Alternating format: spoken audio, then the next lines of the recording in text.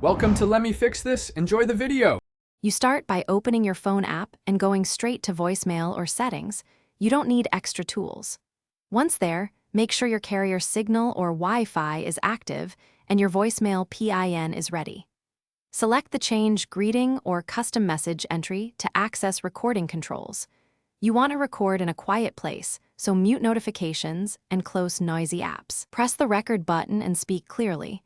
This first step gets you into the editor and ready to craft the message. Now you record and shape the message.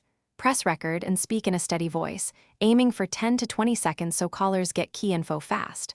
Once done, listen back and use trim or re-record controls to remove ums, long pauses, or mistakes. Make sure to include your name, a brief reason to leave a message, and a best contact method. If the phone offers volume or EQ tweaks, try slight increases for clarity, so the greeting sounds professional and easy to understand. Finish by saving the new greeting and immediately test it. Call your number from another phone and listen for clarity and completeness. If the message fails or you hear old audio, make sure voicemail is enabled with your carrier, the app has microphone permission, and the new file actually saved.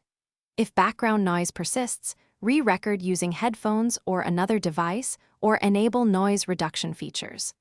Once tests pass, your updated voice message is live, and callers get the correct information. Thanks for watching. If you found this helpful, don't forget to like and subscribe.